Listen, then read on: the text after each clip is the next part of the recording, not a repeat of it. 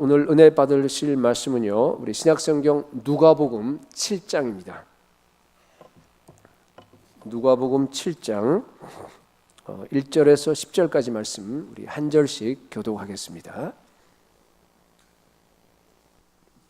누가복음 7장 제가 1절 읽겠습니다.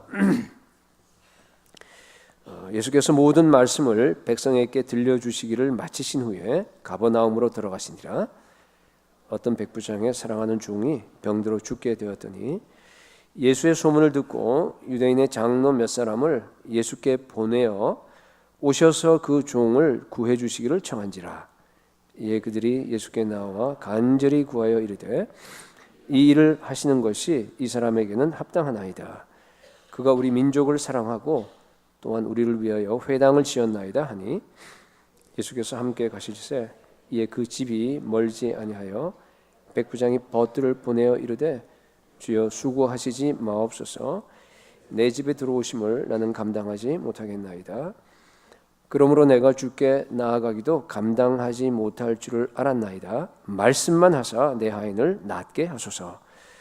나도 남의 수하에 든 사람이요 내 아래에도 병사가 있으니 이대로 가라 하면 가고 저대로 오라 하면 오고 내 정도로 이것을 하라 하면 하나이다.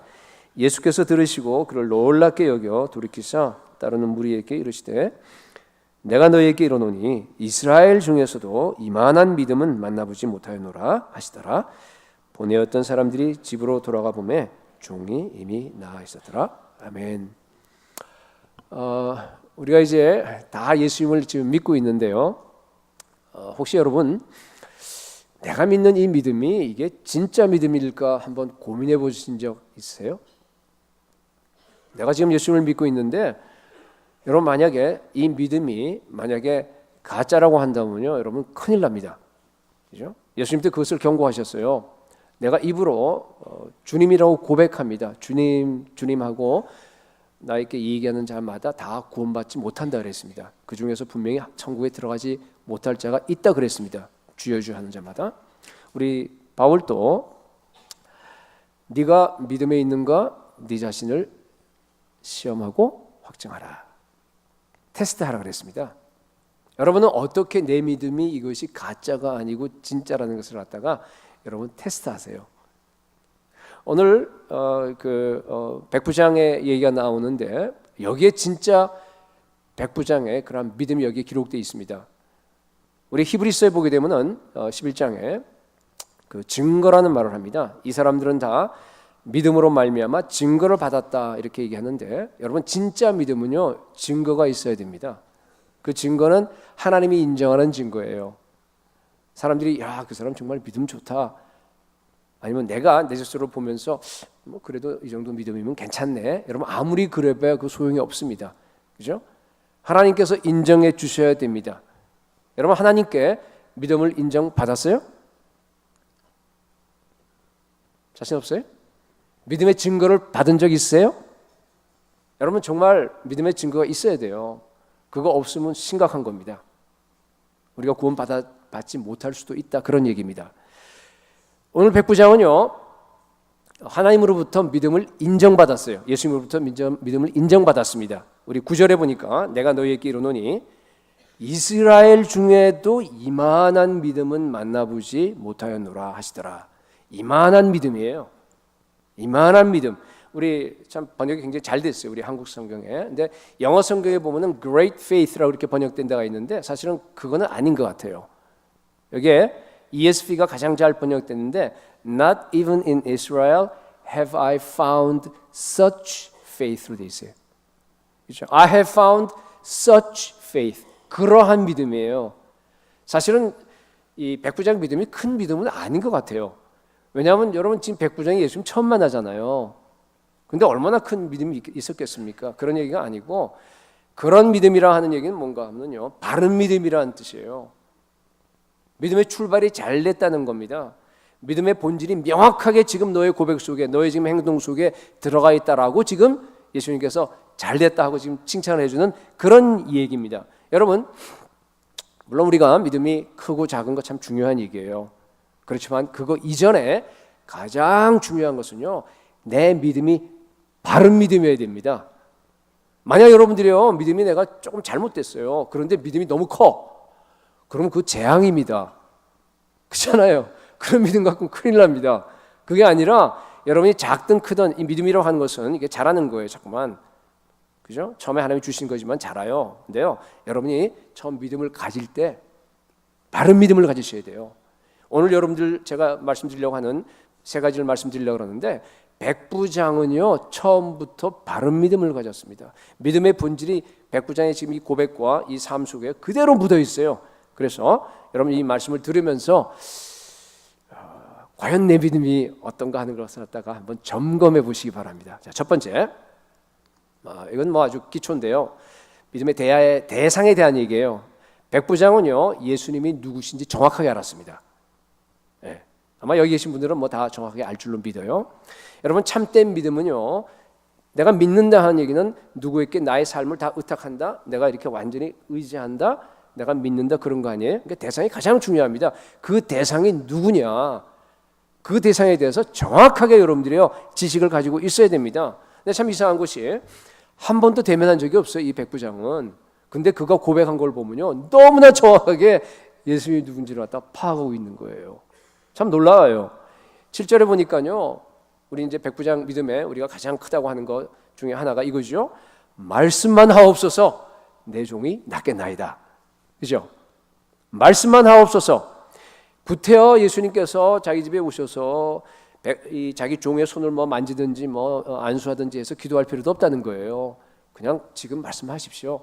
그럼 낫게 된다. 여러분, 그게 뭡니까? 예수님께서 하나님의 아들이라고 하는 것을 갖다가 너무나 명확하게 믿은 겁니다. 대상을 정확하게 안 거예요. 여러분, 어떻게 알았을 것 같아요? 백부장은 이제 앞에 이 문장의 정황을 보게 되면요, 아마 이방인이지만은 여호와 하나님을 섬기는 분이었는 것 같아요. 그렇죠? 회당도 지어주고 또 유대 민족들을 너무너무 사랑했어요. 유대 장로들이 보면 막 그냥 이 사람에 대해서 아주 각별한 그런 마음을 가지고 있는 걸 여러분 볼 수 있지 않습니까? 아마 이분이 메시아를 기다리는 사람이었을 것 같아요.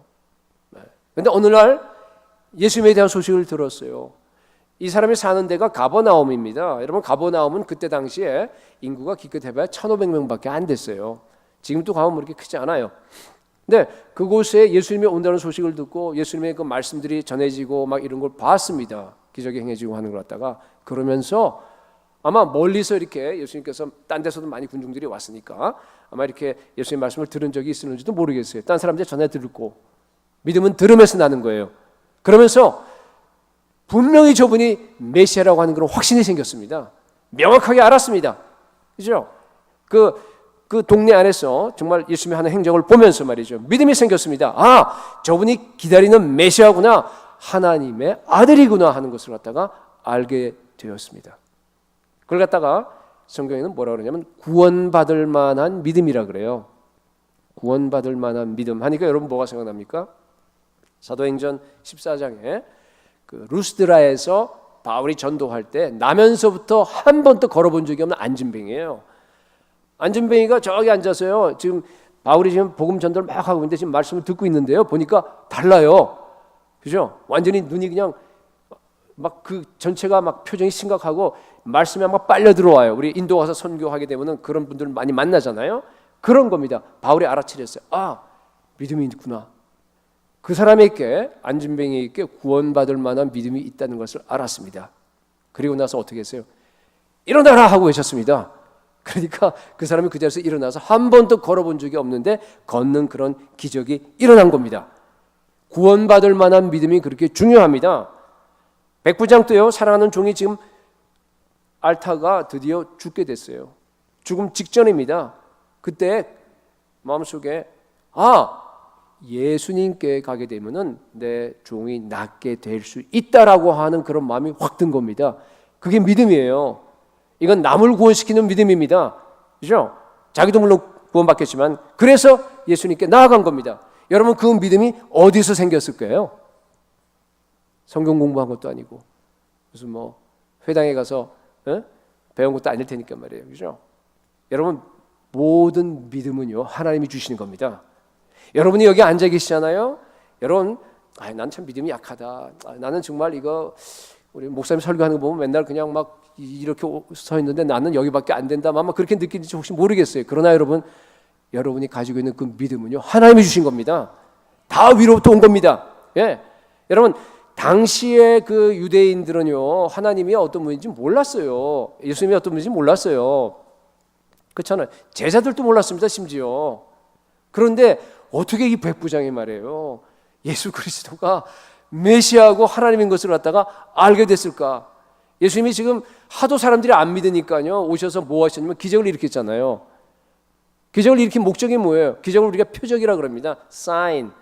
그걸 통해서 믿으란 얘기예요. 내가 하나님으로부터 온 하나님의 아들이야, 내가 메시아라 하는 걸 갖다가 믿으라고 이렇게 기적을 일으킨 겁니다. 그래서 사람들에게 기적을 일으킨 다음에 딴 사람들 절대 얘기하지 말라 그래요. 그죠? 왜 그래요?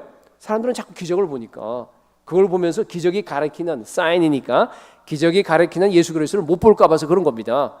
그죠? 그렇습니다.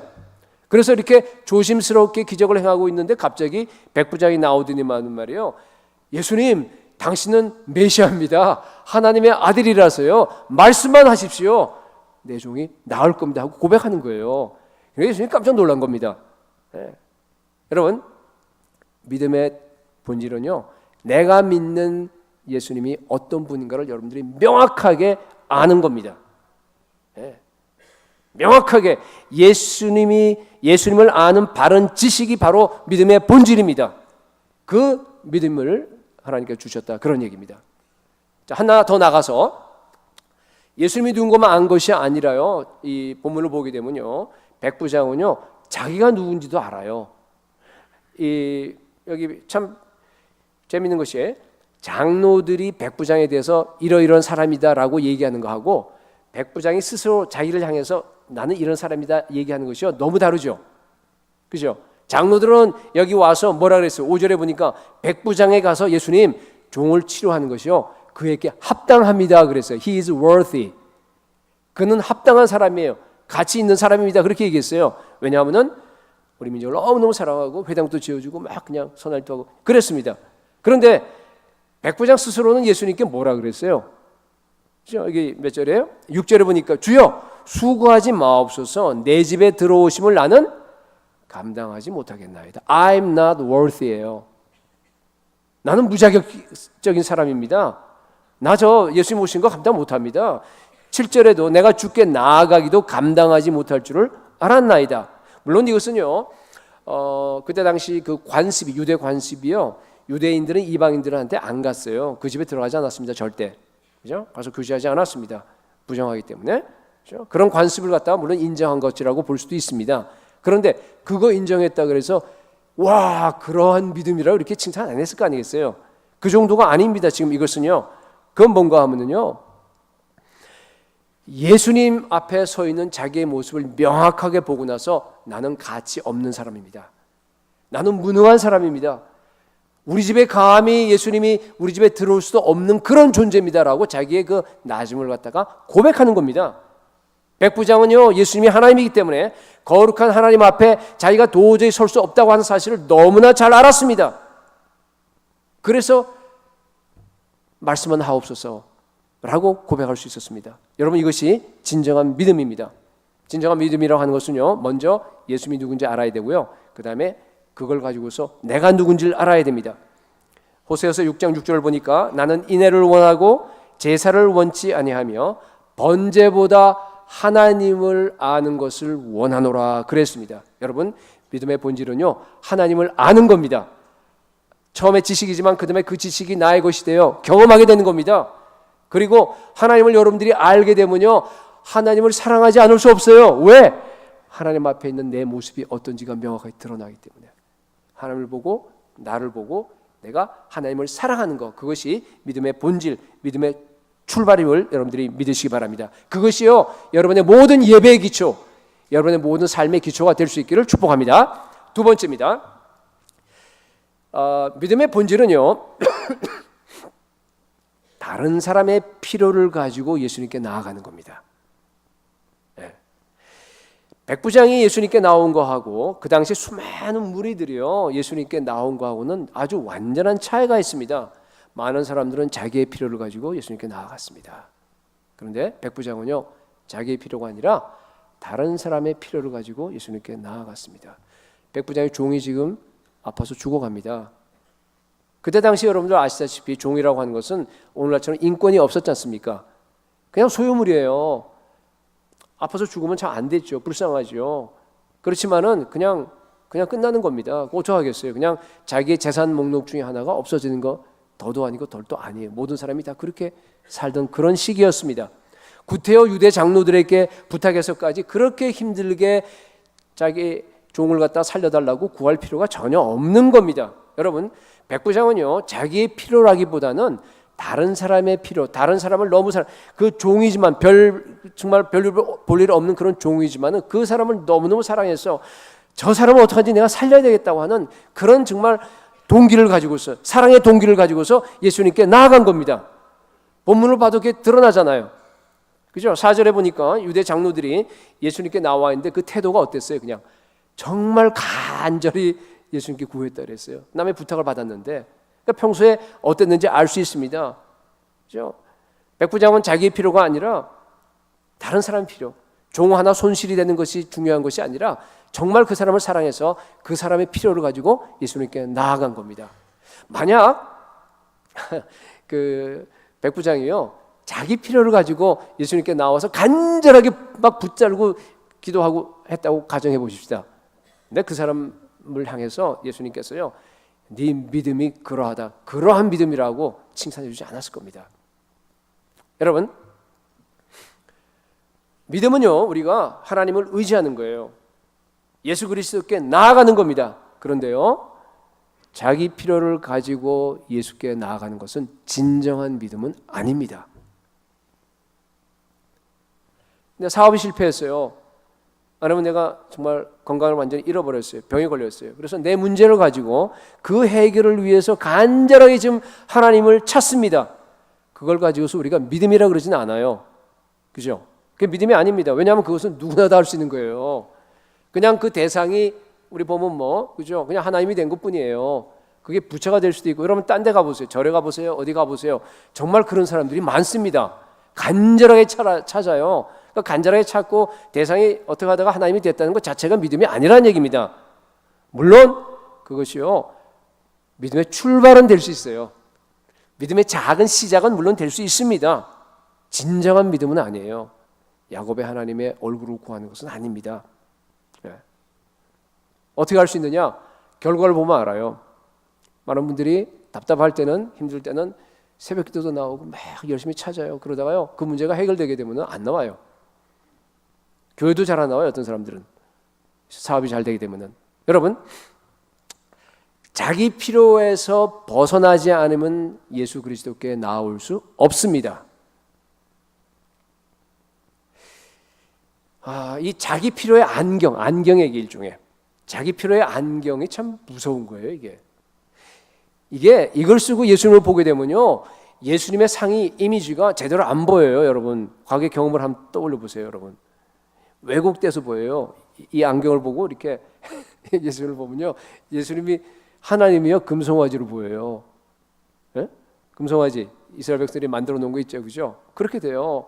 하나님이 내 기도를 들어주게 되고 그러면 막 할렐루야 좋아하는데 하나님이 내 기도를 안 듣잖아요. 그러면 하나님께서 씁쓸한 감정이 생기고 원망합니다. 예. 이스라엘 백성들이 아주 그랬어요. 여러분 생각해 보세요. 이스라엘 백성들은요 이 애굽에서 이 세상이라고 되는 애굽에서 유월절 때 보면은 문에다가 그죠 어린 양의 피를 갖다가 바르고 그 안에 있었어요. 구속받은 백성이에요. 오늘날로 얘기하면 그렇잖아요. 그래서 다 나온 사람들입니다. 나왔는데요. 우리 그 전체를 갖다 지난주에 제가 얘기했을 때 뭐라 그랬어요? 언약 백성 개념이에요, 그죠? 그렇게 다 나왔어요. 그렇게 해서 다 나와서 지금 가나안 땅으로 가는데 광야에서 40년 동안이나 못 벗었어요. 이 자기 필요의 안경을 갖다 못 벗었습니다. 아무리 하나님께서 훈련시켜도요 안 벗는 거예요. 그래서 40년 동안에요 계속 안 벗으니까 불신앙, 불순종, 그렇잖아요. 믿지 못하고 순종하지 못하는 겁니다. 바른 믿음이 생기질 않습니다. 예, 그래서 제가 금요일 날 말씀드렸는데요, 하나님의 행사는 보았는데 히브리서에 보면은 뭘 못 봤다 그랬어요? 다시 한번 복습이에요. 하나님의 행사는 보았는데 하나님 뭘 못 봤어요? 길은 못 봤어요. 바로 눈앞에 벌어지는 하나님의 기적을 보고 나서 막 기뻐했어요. 홍해가 갈라지고 뭐 그렇잖아요. 하나님의 행사는 봐요. 근데 이 안경이요 보니까 고도의 근시 안경 같아. 자기 필요가 눈앞에 거만 보이는 거예요.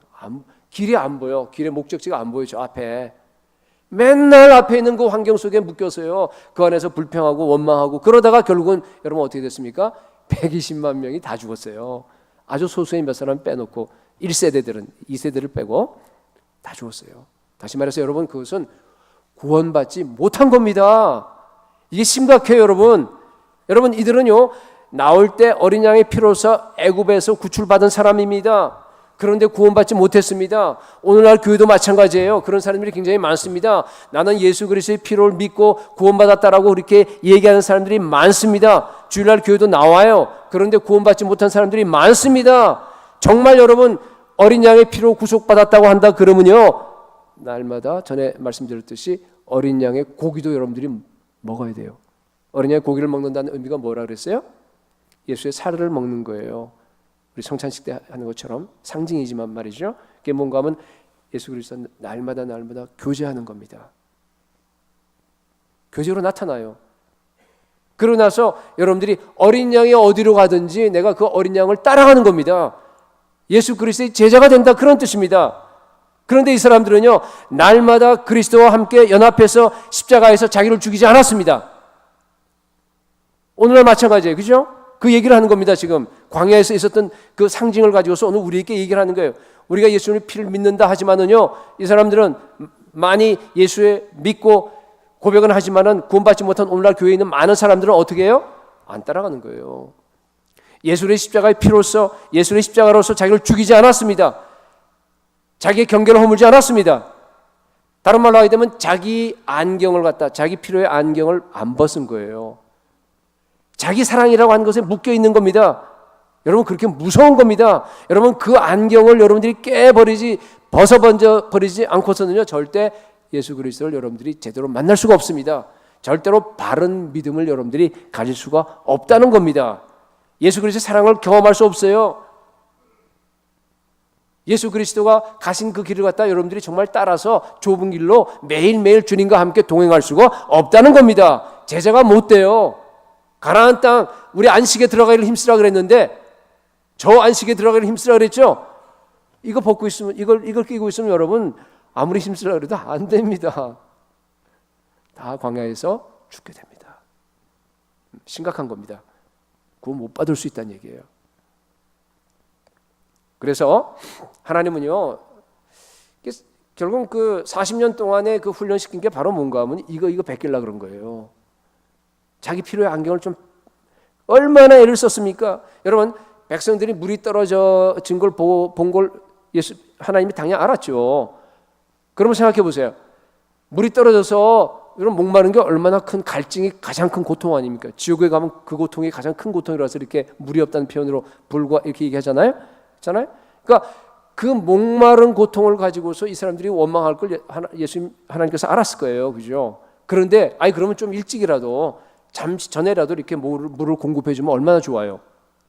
배고파 죽게 됐으면 양식을 갖다가 좀 일찍 공급해서 해주면 하나님 인색하지도 않고 하나님께서 우리를 다 알아서 이렇게 먹여주시는데 얼마나 좋습니까?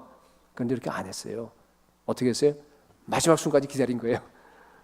항상 하나님이 우리를 도와주실 때도 보면 마지막 순간에 도와주시죠. 여러분 경험을 보면 그렇잖아요.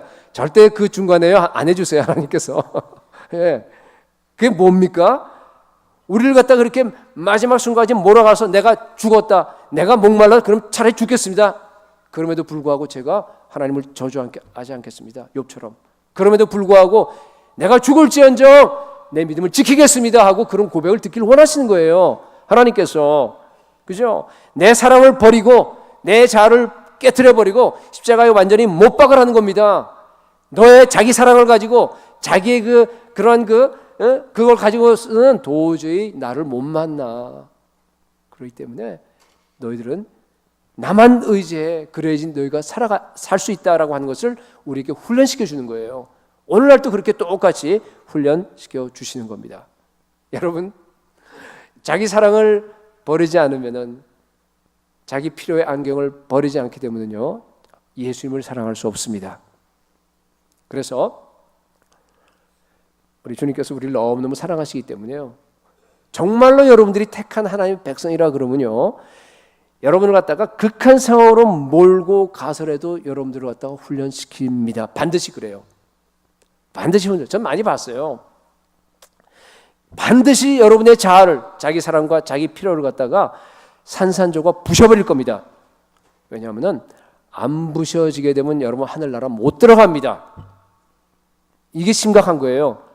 반드시 자아가 부셔져야 됩니다. 어떤 분들은 죽음의 병상에 누워놓고 나서도 그 자아를 부십니다. 훈련시키십니다. 여러분, 그게요, 하나님의 정할 수 없는 은혜라 그러는 거예요. 그게 축복이에요. Irresistible grace. 여러분을 일단 택하고, 여러분을 일단 하나님의 자녀로 일단 했다. 택하지 않고 그냥 언약하고 택한 게 다르다 그랬으니까 바깥에 있는 사람은 그렇게 훈련 안 시켜요. 그렇게 할 필요가 하나도 없습니다. 정말로 하나님 택한 백성이라고 그러면요, 여러분 완전히 부서질 때까지요, 여러분을 갖다가 마지막 순간까지 다 훈련을 시킵니다. 그게 축복이에요. 여러분, 그 축복인 줄 동의하세요? 네, 축복이에요. 생각해 보세요. 이 땅에 편안하게 잘 살다가 교회에서 직분 받고 뭐 목사다 장로다 그러면서요, 여기서 그냥 내노라 하면서 잘 지내고 교만한 마음 버리지 않고 그냥 자아가 그대로 살아있는 그 채로 있다가 여러분 지옥 가는 게 좋아요? 아니면은 정말 다 부셔버리고 정말 그런 상황에 가서라도 마지막에 하나님께서 나를 건져서 천국으로 보낸 게 좋습니까? 당연하죠. 그래서 축복입니다, 여러분. 그래서 하나님이 너무 여러분들을 사랑하셔요. 그래서 여러분들을 징계하는 겁니다. 하나님이 병을 주지는 않아요. 마귀가 주는 거지만, 그러나 하나님께서 허용을 하십니다. 하나님께서 그 가운데서 여러분들을 갖다 이끌어 나가시는 겁니다. 여러분, 초신자에게 제가 말합니다. 처음에 누구나 다 여러분 자기 필요를 갖고 예수님을 찾습니다. 그 자기 필요를 갖고 교회에 나와요. 저도 그랬어요. 여기 있는 분들은 아마 안 그런 사람 없을 거예요. 다 그렇습니다. 그래서 자기 필요를 갖다 처음에 하나님께 계속적으로 기도하고 해도요, 처음에 하나님께서 좋으신 분이라서 다 눈 감아 주세요. 초신자들이, 그죠? 자기 필요에 대해서 하나님께 간구하고 그러면 그냥 다 들어주세요. 우리 목장도 보면 드러나요. 목장 중에서 초신자들이 좀 있는 그런 목장에서 초신자를 위해서 기도를 많이 하잖아요. 그러면 즉각 응답하세요. 여러분, 우리 많이 경험했잖아요. 그런데 목장이 초신자가 아니야. 다 예수 믿은 지 10년 이상 된 사람들이에요. 그 사람들이 모여 있는 목장에서는요, 아무리 기도해도 잘 응답 안 해주세요. 안 해주십니다. 왜 그러세요? 여러분, 오래 믿은 분들 말이에요. 그거 다 경험이 있어요. 여러분들이 정말 처음엔 그렇게 해주다가요, 나중에 가면 하나님께서 바뀌세요. 사실 하나님 바뀌는 게 아니라 하나님의 훈련하는 방법이 바뀌는 거예요. 그죠? 그렇게 돼서 여러분이 자기 필요를 버리지 않게 되면요, 그 다음부터 혹독한 광야의 훈련이 여러분들을 기다리고 있습니다. 예수 믿게 되면 누구나 다 겪는 거예요. 우리 다 겪었어요. 그죠? 네, 다 겪었습니다. 겪고 있는 사람도 많고요. 그렇습니다. 여러분, 참 이상해요. 처음에 자기 필요를 가지고 예수님을 믿게 됐는데요, 그 필요를 끝까지 버리지 않으면요, 자기 필요에 여러분들이 묶여요. 그게 우상이 돼버립니다. 그래서요, 그걸로 인해서 예수님을 못 만나게 됩니다. 그걸 너무너무 잘 알기 때문에 우리 예수님께서 여러분들에게 이렇게 훈련을 시키는 겁니다. 예. 정말로 광야에서 죽게 돼버려요. 예수님을 못 만납니다. 정말 11자하고 뭐 예배 드리고 뭐 아무리 여러분들이 종교의식을 하더라도요, 제가 단언합니다. 절대로 여러분들이 바른 믿음에 이룰 수는 없습니다. 백부장은요, 오늘 여기 믿음을 인정을 받았던 것은요, 그런 자기의 필요의 안경을 처음부터 벗어버리고 예수님께 나온 거예요. 다른 사람의 필요를 가지고 나왔습니다. 자유함을 가지고 예수님을 찾았습니다. 여러분, 그와 같은 성도들이 다 될 수 있기를 축복합니다. 마지막 세 번째, 권세의 본질이 뭔지를 제대로 알고요, 그 다음에 안 다음에 그대로 순종했습니다. 권세의 본질을 알고 단순하게 행동했습니다. 그게 바로 믿음의 본질이에요. 백부장의 믿음입니다. 그것이. 백부장의 믿음은요, 예수 그리스도의 권세가 뭔지 알았습니다. 알았을 뿐만 아니라 단순하게 순종했습니다. 우리 7절 하반전부터 말씀만 하사 내 하인을 낫게 하소서. 나도 남의 수하에 든 사람이요 내 아래도 병사가 있으니 이더러 가라 하면 가고 저더러 오라 하면 오고 내 종더러 이것을 하라 하면 하나이다. 여러분, 이게 우리가 많이 읽었는데요, 이 말이 아무나 할 수 있는 말이 아니에요. 이건 정말 우리가 이렇게 말할 수 없어요. 하나님이 어떻게 권세를 가지고서 이 땅을 움직여 나간지를 갖다가 명확하게 한 겁니다. 네. 그리고 알았을 뿐만 아니라 실제로 그 아는 대로 자기가 단순하게 자기가 그대로 행동한 겁니다. 지금 이것이 엄청난 겁니다. 여러분, 백부장은 당시에 부하 100명 아니에요, 그죠? 백부장이니까 100명을 거린 그런 로마의 군인이었어요. 장교였습니다. 고급 장교는 아니었습니다. 근데 로마 그 군대 가운데서요, 백부장은 일종의 이 척추, 등뼈 같은 그런 역할을 해요. 그 얘기 무슨 소린가 하면은 오늘날 중대장 같은 그런 게 아니에요. 숫자로 보면 그렇지만은 전혀 달라요. 그러니까 백부장이 직접적으로 로마 장군들에게 보고했습니다. 그리고 로마 장군은요, 직접 로마 황제에게 보고하는 거예요. 그죠? 그러니까 백부장은요, 지금 그걸 알아요. 로마 황제의 그 권세가 어떻게 해서 움직여서 이 로마가 지금 전체적으로 나갔는지를 갖다가 너무너무 피부로 느끼며 사는 사람이에요. 로마 황제가 장군에게 명령하면요, 장군이 그것을 갖다 자기에게 전달이 되잖아요. 그러면 자기는 별 볼 일 없지만은 로마 황제의 권세를 가지고 자기가 일을 집행합니다. 그 일을 처리하는 거예요. 그런 그 권위의 체계를 갖다가 너무너무 잘 알았습니다. 그래서 백부장은요, 예수 그리스도가 메시아인 것을 갖다가 확실히 알고 나서 즉시 하나님 나라의 권세의 구조가 바로 이거로구나, 하나님 나라의 권위의 구조가 바로 이거구나 하는 것을 갖다 자기가 그냥 안 거예요. 그냥 몸으로. 그러니까 군인들이 보면요, 굉장히 단순하기 때문에 믿음이 좋아요. 군 출신 여기 있는지 잘 모르겠는데, 여러분, 권세가 뭡니까? 위로부터 위임받은 권위예요. 그죠? 내가 위로부터 위임받은 권위를 가리켜서 내가 권세라 그러지 않습니까? authority. 그렇죠? 아까 백부장은 예수님이 메시아인 것을 갖다가 알게 됐다고 했습니다. 이분이 정말 메시아라면은 이분이 하나님의 아들일 텐데, 하나님이 보낸 하나님의 메시아라고 한다 그러면은 온 천지를 창조하신 정말 모든 전능하신 하나님의 그 모든 권세를 갖다 이 사람에게 위임받았구나 하는 것을 갖다가 자기가 금방 눈치챈 겁니다. 이 사람에게 하늘과 땅의 모든 권세가 있다는 것을 갖다가 안 겁니다. 자기 군대 생활 경험으로 파악한 겁니다. 6절을 보세요. 이 사람이 예수님을 뭐라고 부릅니까? 6절에 주여 그러죠. 주님으로 부릅니다. 주여 수고하지 마옵소서. 내 집에 들어오심을 나는 감당하지 못하겠나이다. 7절에 그러므로 내가 주께 나아가기도 감당하지 못할 줄 알았나이다. 그 다음에 말씀만 하사 내 하인을 낫게 하소서. 여기는 누가 보면은 벗들을 보내서 사실 이 얘기를 했어요. 그런데 병행 기사인 마태복음 8장을 보게 되면은 백부장이 직접 와서 얘기한 걸로 되어 있어요. 좀 차이가 있긴 하지만 사실은 큰 문제는 없습니다. 왜냐하면요, 같은 백부장의 말입니다. 예수 그리스도 당신은 메시아인데요, 비천한 우리 집까지 나의 존재가 어떤지 내가 아는데 오셔서 종을 갖다 위해서 기도할 필요가 전혀 없습니다. 그냥 명령만 하시게 되면은 하나님께 위임받은 그 권세가 작동해서 하나님께서 내 아들을 내 종을 갖다가 완전히 낫게 할 줄로 나는 믿습니다라고 지금 고백한 겁니다. 여러분, 이것이요 엄청난 믿음입니다. 네. 예수 그리스도의 그 권세가요 시간과 공간을 초월할 것을 믿은 겁니다. 어떻게 이 믿음을 가질 수 있을까? 여러분, 이것이 바로 하나님이 우주를 통치하는 원리입니다. 하나님은 권위의 체계, 권세의 그 질서를 통해서, 같은 얘기예요, 그걸 통해서 온 우주를 지금도 다스려 나가고 있습니다. 물질 세계도 다스리시고 영적인 세계도 그렇게 다스려 나가고 있습니다. 로마 군대는 하나님의 그 일반적인 그런 통치 체계의 원리를 가지고 적용을 해서요 온 세계를 갖다가 장악한 겁니다. 오늘날 또 마찬가지, 나라도 그렇습니다. 오늘날 또 군인들도 마찬가지예요. 그런 어떤 어토리티의 체계를 갖고 있습니다. 그렇죠? 심지어 교통 경찰도 그래요. 우리 늘 이제 권위 얘기하게 되면 얘기하는 것이 아주 뭐 별로 힘없는 그런 우리 여성 경찰, 그죠? 여성 경찰 뭐 물론 저보다는 다 힘이 세겠지만은 차를 타고 하는데 레슬링 선수처럼 말이에요. 그냥 막 이렇게 그냥 그런 사람이 와서 하는데 아주 연약한 여성 경찰이 스탑 시켜도 어떻게 돼요? 서야 됩니다. 왜 그렇습니까? 권위를 갖고 있기 때문에. 그게 권세의 책입니다. 그렇죠? 여러분, 교회도 마찬가지입니다. 내가 이 반석 위에 내 교회를 세우리니 음부의 권세가 이기지 못하리라.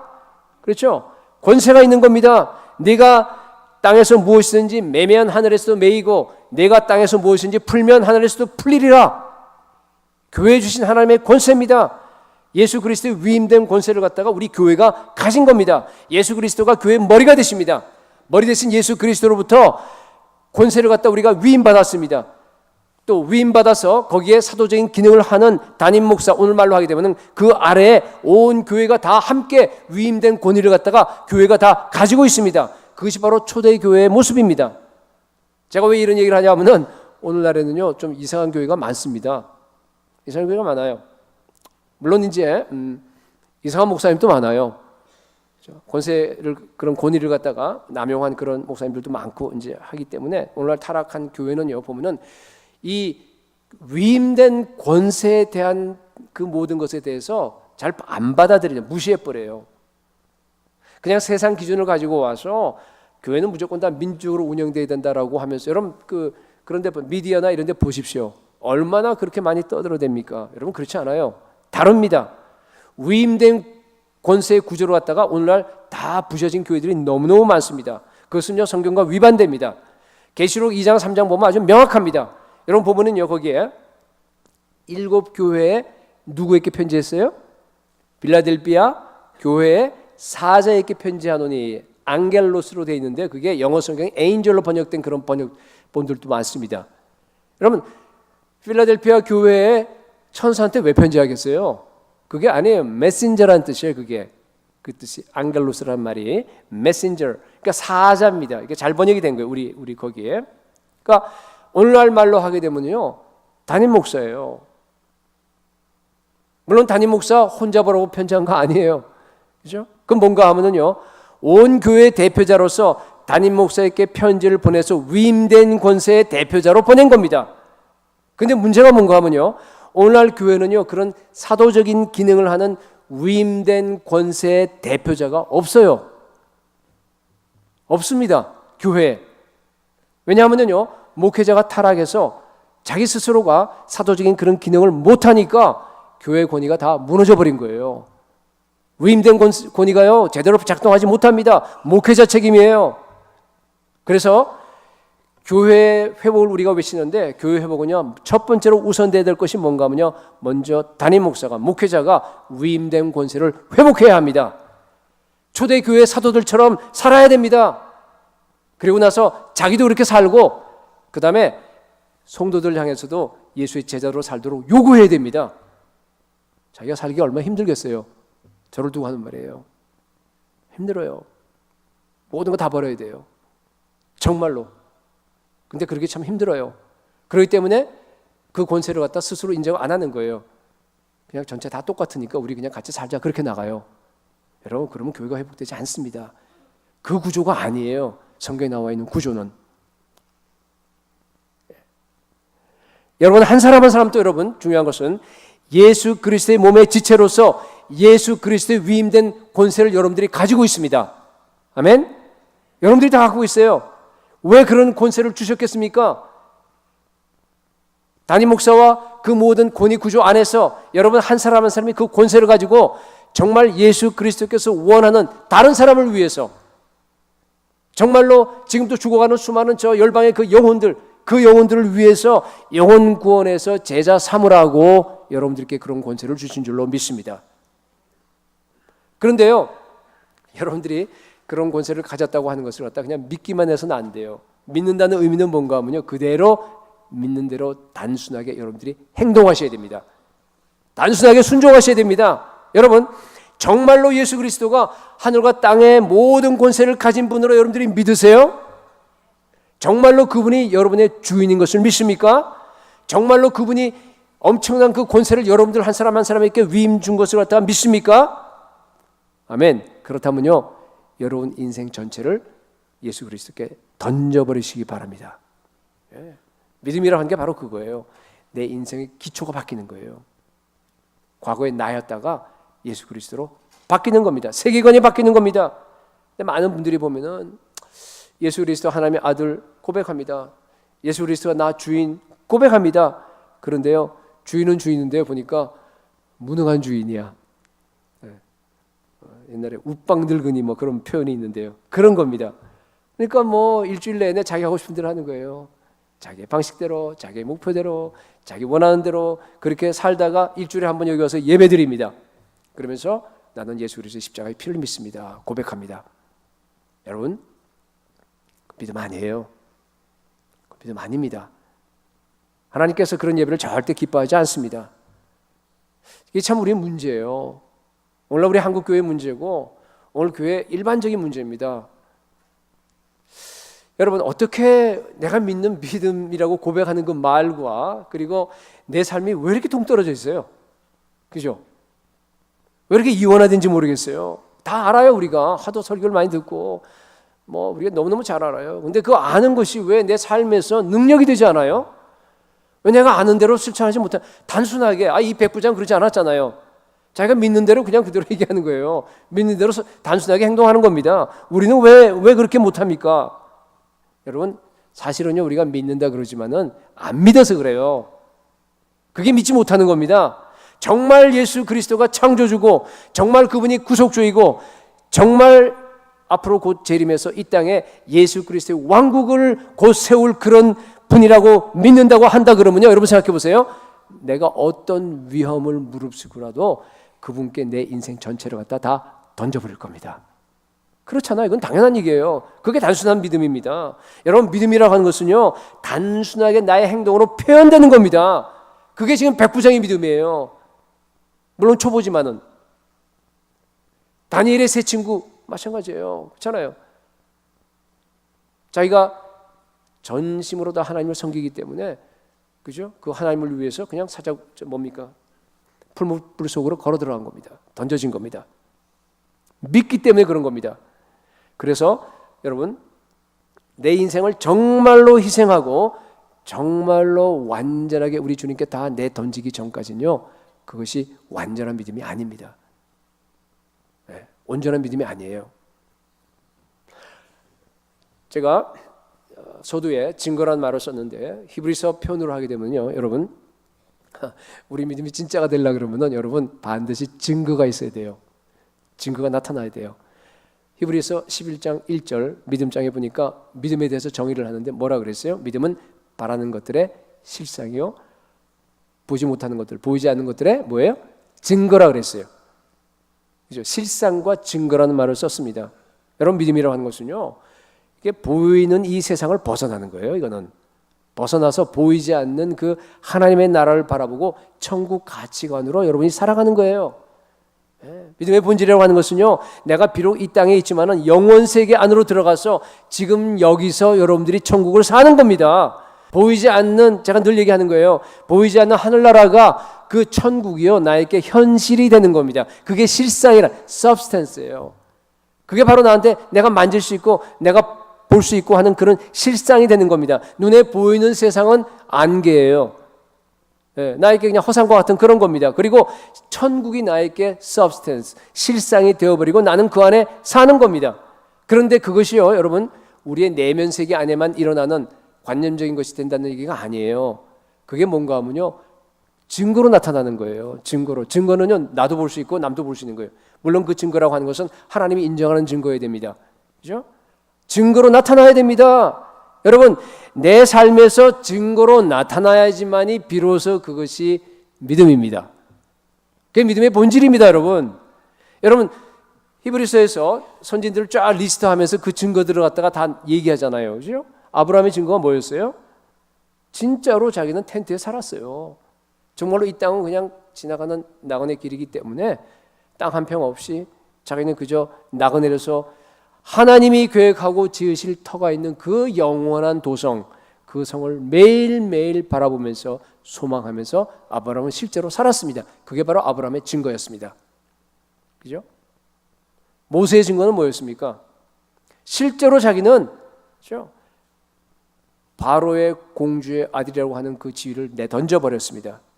하나님의 백성들과 함께 고난받기를 잠시 죄악의 낙을 누리는 것보다도 더 좋아했어요.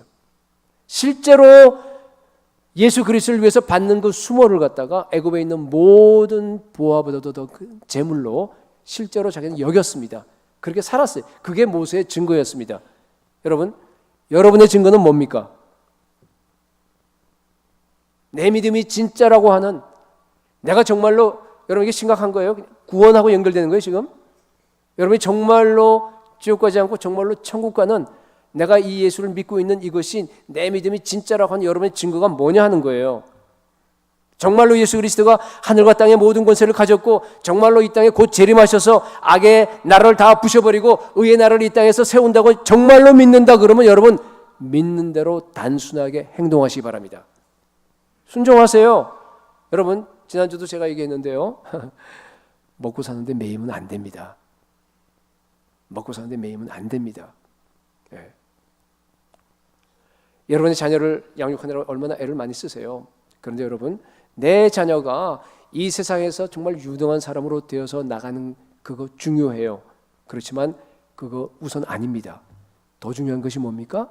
내 자녀가 하나님 앞에 인정받고 하나님의 나라를 위해서 하나님의 영광을 위해서 쓰임받는 그런 자녀로 키우기 위해서 여러분의 모든 노력을 다 경주하셔야 됩니다. 그냥 단순하게 우리가 사는 거예요. 그게 믿는 대로 사는 겁니다. 여러분 정말로 예수 그리스도가 내게 권세를 위임해서 나에게 목자 목료를 맡겼다고 여러분 믿으세요? 여러분 목숨 걸고 충성하세요. 근데 아멘을 왜 안 해요? 근데 목자 목료라서 아멘이 크게 나올 걸로 기대를 했는데 아멘은 내가 정말 그렇습니다 하고 동의하는 거니까 하는 게 좋아요. 그렇죠? 수요일날 나오는 건 물론 힘들죠. 목숨 걸면 못할 거 없어요, 여러분. 여러분 정말로 여러분들이 천국과 지옥이 믿는다고 한다 그러면요, 여러분 우리가 이러고 앉아 있잖아요. 정말 영혼 구원을 위해서 우리 부모들, 우리 믿지 않는 우리 친척들, 내 주변에 있는 그런 사람들요, 그 사람 보면요 내 마음이 타서 못 견뎌요. 우리 교회 그런 사람들 참 많아요. 참 축복이에요. 정말로 그들을 위해서 여러분 가장 중요한 기도하셔야 돼요. 그리고 실제로 움직이셔야 돼요. 지역전도로, 세수식반으로, 거리전도로, 선교로. 저 열방에 정말 예수님을 알지 못하고 죽어가는 그 수많은 영혼들, 여러분 그 영혼을 볼 때마다 여러분들이 울면서 하나님께 기도하면서 정말 선교에 여러분 목숨 걸으셔야 됩니다. 예, 여러분이 정말 여러분 행동으로 나타나지 않는 여러분들의 믿음은 가짜입니다. 가짜예요. 예수 그리스도가 최종 권세입니다. 권세의 본질을 알고 단순하게 믿고 단순하게 순종하는 그런 성도들 될 수 있기를 축복합니다. 말을 맺습니다. 오늘 백부장의 사건을 통해서요, 우리가 믿는 믿음이 이게 진짜인가? 믿음의 본질이 뭔가를 갖다가 여러분들께 세 가지로 말씀드렸어요. 첫 번째가 뭐였습니까? 믿음은 내가 믿는 예수 그리스도, 믿음의 대상인 예수 그리스도가 누군지를 갖다가 명확하게 아셔야 돼요. 그죠? 예수님을 알게 되면요, 나를 알게 돼요. 그죠? 내가 누군지를 알게 돼요. 내가 얼마나 무가치한지. 그죠? 그래서 그분을 사랑하지 않을 수 없습니다. 두 번째는 뭐였습니까? 믿음은 자기 필요의 안경을 과감하게 벗어버려야 돼요. 던져서 그냥 부셔버려야 돼요. 자기 사랑, 자기 애, 자아 모든 걸 다 십자가에 못 박아야 됩니다. 그리고 뭡니까? 자기 필요가 아니라 다른 사람의 필요, 예수님의 필요, 그것을 가지고서 하나님 앞에 담대하게 나아가는 거예요. 나가서 오직 예수 그리스도 한 분만 의지하고 그분을 향해서 달려가는 것을 갖다가 두 번째입니다. 세 번째는 뭐였어요? 권세의 본질을 알고 믿는 대로 단순하게 그냥 행동하는 겁니다. 순종하는 겁니다. 여러분 자기 스스로 한번 점검해 보시기 바랍니다. 내가 과연 이런 믿음의 본질을 가지고 예배드리고 있는가? 여러분, 우리가 예배라고 하는 것은 물론 여기서 이렇게 드리는 예배만은 아니에요. 더 중요한 영적인 예배라고 하는 것은 여러분의 삶이에요. 여러분의 삶에서, 그렇죠? 하나님이 기뻐하는 그런 예배를 드리셔야 돼요. 몸을 하나님이 기뻐하는 산 제사로 드리셔야 됩니다. 그런데요, 그런 삶에서 그런 정말 예배를 드리다가 우리가 주일 예배는 뭔가 하면은 주일날 이렇게 공동체로 모이는 겁니다.